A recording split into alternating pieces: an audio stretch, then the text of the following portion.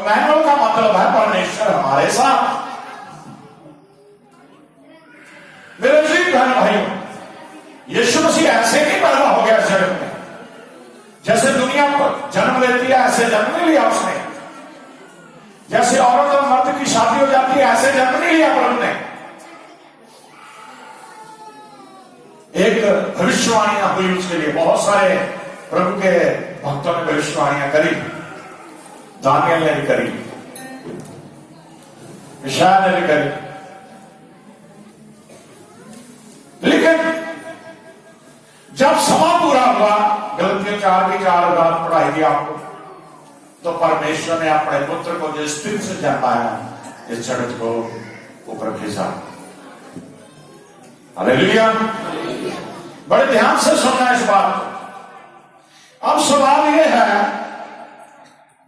कि वो पैदा हुआ इस जगत को पापों से मुक्त करने के लिए।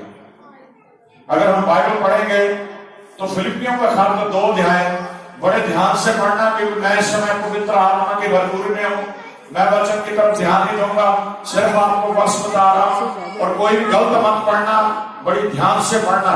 फिलिपियों 2 अध्याय उसकी 5 से लेकर 8 तक पढ़िए जरा।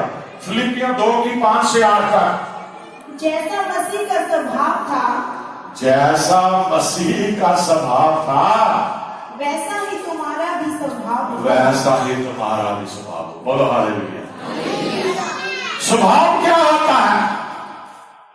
आप किसी के साथ बातचीत कर रहे हो, आपको उसके स्वभाव का पता चल जाता है। आप थोड़े दिन किसी के साथ संगति करते हो, आपको पता चल जाता है ये कैसा है, कौन है। अब हमारे प्रभु यीशु मसीह का स्वभाव क्या था? अब हमारे प्रभु यीशु मसीह का स्वभाव कैसा था?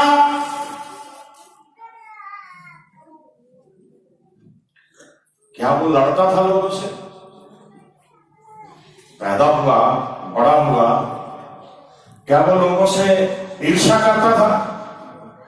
क्या वो लोगों से नफरत करता था?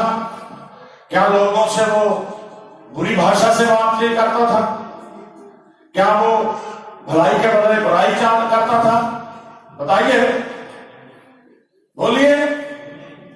उसका स्वभाव ऐसा नहीं था, क्योंकि वो पाप से नहीं पैदा हुआ। आदम जो था पहला जीवित प्राणी जो परमेश्वर ने उसे बनाया, आदम के जरिए इस जगत में पाप आ गया, और वो पाप हमें मां की कोख से ही आगे, आदम हवा हमारे वंशज है, उनके जरिए आगे उनके बच्चों को मिला। लेकिन अब यीशु मसीह को इस जगत में परमेश्वर ने लाना था, तो वो भी पाप रहित। तो बाइबल बताती है परमेश्वर ने एक गवारी को चुना। गवारी शब्द वहां क्यों स्पेशली लिखा गया? क्योंकि उसने कभी किसी मर्द की शक्ल नहीं देखी थी। हाँ, उसकी मंगनी हो गई थी यूसुफ नाम के शख्स से, लेकिन अभी शादी नहीं हुई थी उसकी।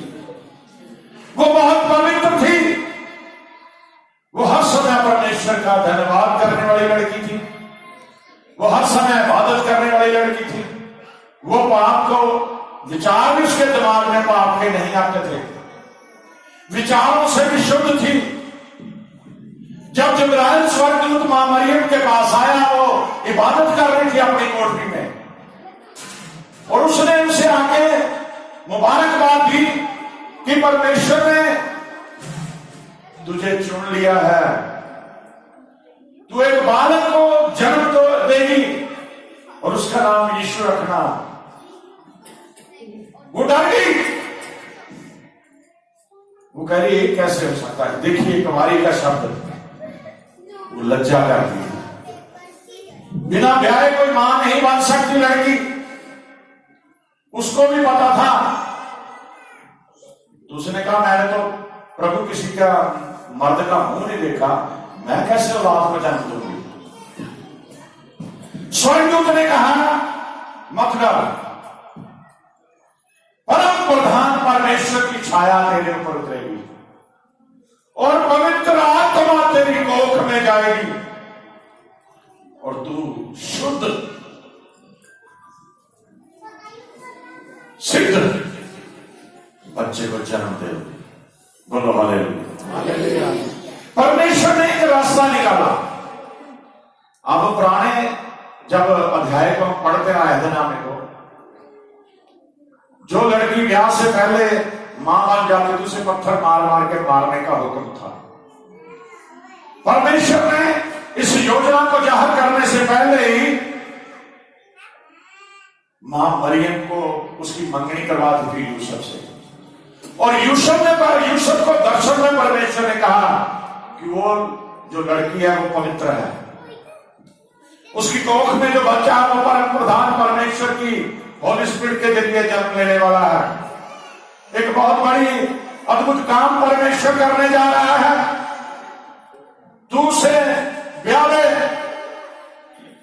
और व्यवस्था के उस समय में उस काम को परमेश्वर ने इस तरीके से पूरा किया।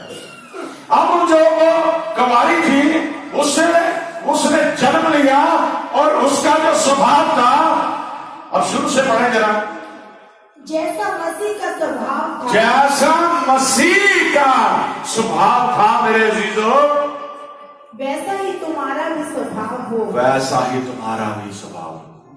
हमने हाथ उठाए कि हम यीशु मसीह को मानते हैं, हमने हाथ उठाए कि हम यीशु मसीह से प्यार करते हैं, हमने हाथ उठाए कि हम यीशु मसीह के सामने आए हैं, लेकिन स्वभाव कैसा आपका? हाथ उठाने से क्या हो गया? मुझे सारा दिन हाथ उठा लूंगा मैं, लेकिन आपका मन तो नहीं बदला, आपकी सोच तो नहीं बदली। यीशु मसीह के पास आने के बाद भी अगर आप बुराई करते हो तो फिर कोई फायदा नहीं है, क्योंकि जब तक आपका स्वभाव नहीं बदलेगा आपका जीवन नहीं बदलेगा। जब तक आप सही मन से परमेश्वर की तरफ नहीं आओगे आपका जीवन नहीं बदलेगा। अगर आप चाहते हैं आपका जीवन बदले तो यीशु मसीह जैसा स्वभाव मान बनाए, जैसा मसीह का स्वभाव था वैसा ही तुम्हारा भी स्वभाव हो। हाँ जी, जिसने परमेश्वर के स्वरूप में होकर, आप देखिए परमेश्वर ने पवित्र आत्मा के जरिए अपने आप को मां मरियम की कोख में भेजा। वो परमेश्वर के तुल्य था, परमेश्वर था जिसने परमेश्वर के स्वरूप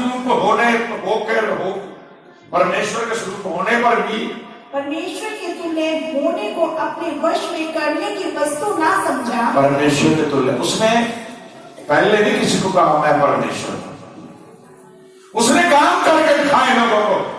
इंसान बन के आया, आम जैसे लड़का पैदा होता, बच्चा पैदा होता, हुआ, ग्रोथ हुई। 12 साल की उम्र में यीशु मसीह बड़े बड़े जो धर्म के ठेकेदार है पट्टी फरीसी से, उनसे वचन के बारे में बात कर रहे हैं। 12 साल की उम्र, प्रभु यीशु मसीह बड़े हुए, 30 साल की उम्र हुई, उन्होंने मौज से शुरू कर दिया। पहला मौजा एक शादी वाले घर में उन्होंने किया, जहां उनका शरबत खत्म हो गया था। प्रभु ने प्रार्थना, पानी को शरबत बना दिया कर प्रार्थना करके। फिर उसने मौजों की बेअंत मौजे कर दिए, मुर्दे जिंदा करे, अंधों को आंखें दी, कोड़ियों को शुद्ध किया, लंगड़ों को चलाया, जन्म के अंधों को आंखें दी, घोड़ों को सुनने लायक बनाया, पता नहीं कितने कितने मौजे कर दिए।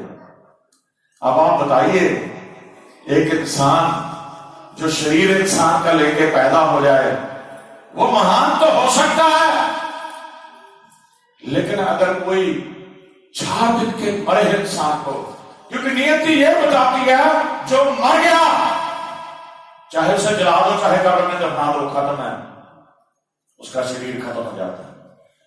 लेकिन लाजर नाम का जो शख्स था, प्रभु का मित्र था यीशु मसीह का, उसकी बहनें और वो लाजर प्रभु की बहुत ही प्रभु से प्यार करते थे, प्रभु उनसे प्यार करता था, वो मर गया और परमेश्वर ने कुदरत के उस नियम को बदल दिया, उस मरे हुए को 4 दिन के बाद जिंदा कर दिया। हालेलुया।